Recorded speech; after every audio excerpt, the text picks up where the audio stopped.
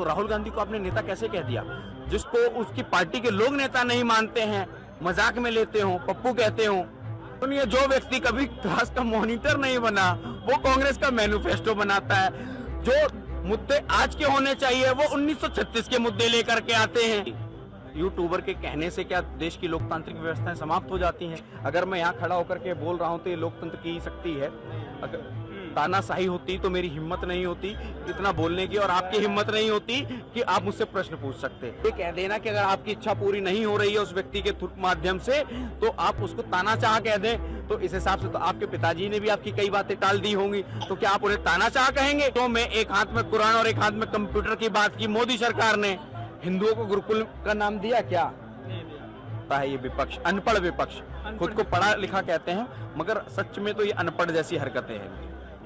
जहां आप जीत जाते हो वहां ईवीएम का रोना बंद कर देते हो, जहां आप हार जाते हो वहां पर आप ईवीएम का विधवा विलाप आरंभ कर देते हो। ये कैसा डबल स्टैंडर्ड है, कैसा दोगलापन है? एक सवाल होगा, जैसे एक वीडियो आया था बहुत पहले, डिक्टेटरशिप और डेमोक्रेसी, क्या देश में डेमोक्रेसी है? क्योंकि एक ध्रुव राठी का वीडियो आया था, उसके बाद काफी हो हल्ला हुआ कि देश से डेमोक्रेसी खत्म हो गया और डिक्टेटरशिप आ गया है। सर एक मामूली से यूट्यूबर के कहने से क्या देश की लोकतांत्रिक व्यवस्थाएं समाप्त हो जाती हैं? अगर मैं यहाँ खड़ा होकर के बोल रहा हूँ तो ये लोकतंत्र की ही शक्ति है। अगर तानाशाही होती तो मेरी हिम्मत नहीं होती इतना बोलने की, और आपकी हिम्मत नहीं होती कि आप मुझसे प्रश्न पूछ सकते। अब तक हवालात में होते जैसा 1975 में आपातकाल के दौरान में हुआ था। तो डेमोक्रेसी अच्छा चल रहा है देश भर में, मान सकते हैं? बिल्कुल अच्छा चल रहा है। और कोई एक व्यक्ति देश की 140 करोड़ की जनता की सभी की अपेक्षाओं को पूरा भी नहीं कर सकता है।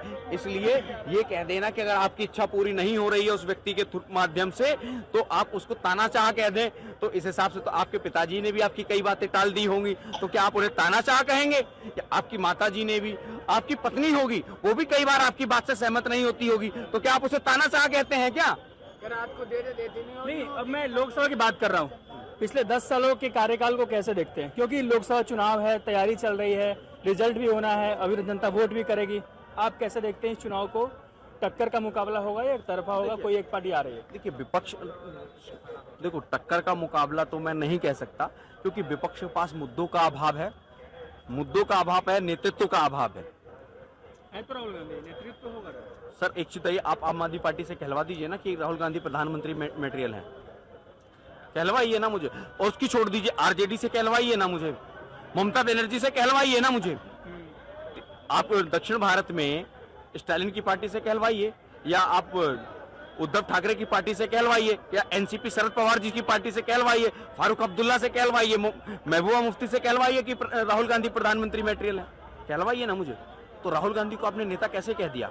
जिसको उसकी पार्टी के लोग नेता नहीं मानते हैं, मजाक में लेते हो, पप्पू कहते हो, उसको आप प्रधानमंत्री बनाने की बात कर रहे हैं।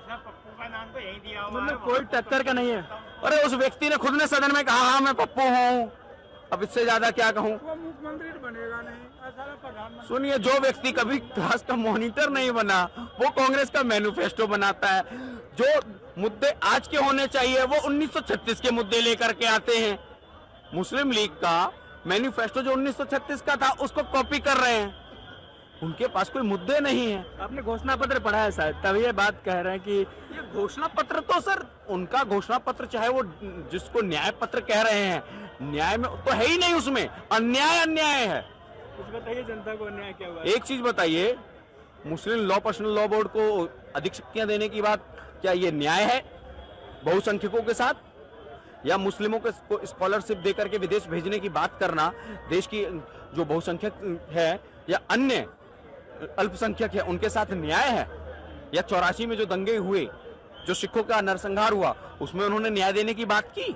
नहीं की। हाशिमपुरा, भागलपुर, बरेली, रामपुर, मुरादाबाद, मेरठ के दंगे जो हैं उनमें उन्होंने न्याय देने की बात की? वो उनके बस की नहीं है कहना, क्योंकि वो उनके बस की है भी नहीं कर पाएंगे। क्या पसंद आ गया मोदी जी का जो राहुल गांधी से इतना नफरत हो गया? देखिए, नफरत नहीं, देखिए मुझे उन पे नफरत नहीं, उन पे तरस आता है। बिल्कुल तरस इस वजह से आता है कि वो व्यक्ति मेहनत करने की कोशिश करता है मगर एसी रूम में बैठ करके मैनिफेस्टो बनाने वाले, उनको लिख करके देने वाले, उन्हें यही नहीं पता होता है कि भारत की जनसंख्या कितनी है और पाकिस्तान की जनसंख्या कितनी है। रोजगार कंपैरिजन में वो पाकिस्तान का कंपैरिजन करने लगते हैं। हंगर इंडेक्स में जो देश कटोरा लेकर के घूम रहा है वर्ल्ड बैंक के सामने, भीख नहीं मिल रही है, उससे कंपैरिजन करने लगते हैं भारत की अर्थव्यवस्था की। तो इसलिए मुझे उन पर तरस आता है। तरस आता है, वो काम करना चाहिए। देखिए अभी वो राजनीति में भले ही वो 56 वर्ष के 56 वर्ष के हो गए हैं, 4 साल बाद पेंशन लग जाएगी। 3000 रुपए फरीदाबाद हरियाणा में पेंशन है, दिल्ली में 2500 की है। अगर वो चाहे तो हरियाणा से पेंशन बनवा लें, और जब तक वो 60 के होंगे तब तक हरियाणा में 5000 रुपए की पेंशन हो जाएगी। तो 5000 रुपए मंथली पेंशन मिलेगी। मैं सवाल पूछना चाहता हूँ बीजेपी पर जी, क्या धर्म के ऊपर राजनीति करना सही है हिंदुस्तान में? क्या धर्म के आधार पर वक्फ बोर्ड बनाना सही है हिंदुस्तान में? क्या धर्म के आधार पर पर्सनल लॉ बोर्ड बनाना सही है हिंदुस्तान में? क्योंकि देश का जो बंटवारा हुआ था वो धर्म के आधार पर हुआ था। दूसरा, आप पर्सनल संविधान में सेकुलर शब्द किसने जोड़ा? कांग्रेस ने जोड़ा। उससे पहले तो नहीं था। पंथ निरपेक्ष था भारत, धर्मनिरपेक्ष कभी नहीं था। आज उसको धर्मनिरपेक्ष बनाने की कोशिश की गई। कोशिश क्या की गई? बना दिया। तो आप कहाँ कंपैरिजन है? कोई कंपैरिजन नहीं, नो कंपैरिजन। एक सवाल उठता है कि जब से 2014 के बाद हिंदू मुस्लिम ज्यादा होने लगा है जी, कुछ आपके पास डाटा हो या कुछ? हाँ, मैं बिल्कुल डाटा है। जो राहुल गांधी कहते हैं कि राहुल, अभी मैं बताता हूँ सर,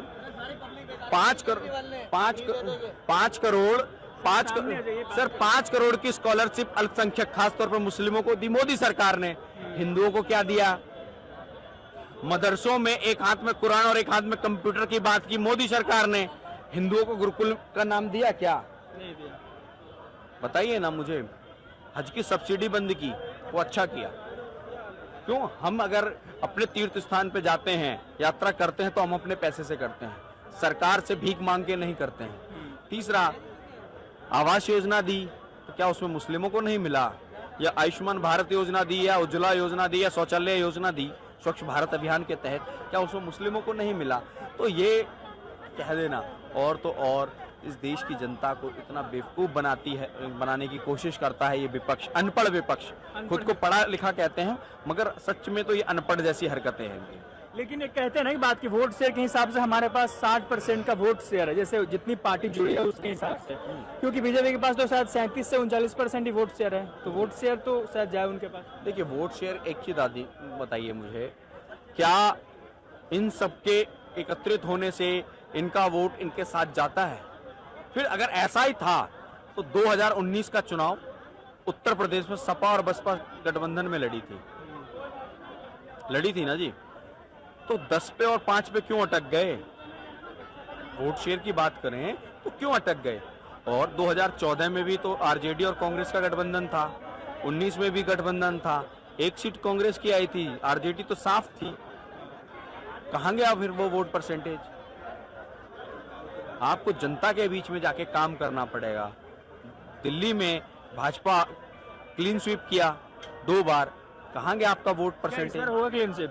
बिल्कुल होगा, मुझे ऐसा प्रतीत होता है। बिल्कुल मुझे ऐसा प्रतीत होता है कि क्लीन स्वीप होगा। छोटा सवाल है, ईवीएम हैक हो जाता है कि नहीं? सर एक चीज आइए, क्योंकि राहुल गांधी जहां जा रहे हैं बात दोहरा रहे हैं चीज। हाँ, मुझे पता, शायद ऐसा वो उनको ऐसा लगता है। कल ही परसों एमपी में गए थे। सर एमपी की मैं बताऊं, उनका एक समस्या ये है कि 2009 में उन्होंने ईवीएम हैक की थी क्या? मुझे उसका जवाब दें।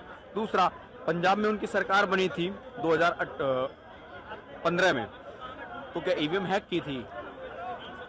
हिमाचल में भी सरकार बनी, ईवीएम हैक थी। तेलंगाना में ईवीएम हैक थी, कर्नाटका में ईवीएम हैक थी। मुझे इस बात का जवाब दे दें। जहां आप जीत जाते हो वहां ईवीएम का रोना बंद कर देते हो, जहां आप हार जाते हो वहां पर आप ईवीएम का विधवा विलाप आरंभ कर देते हो। ये कैसा डबल स्टैंडर्ड है?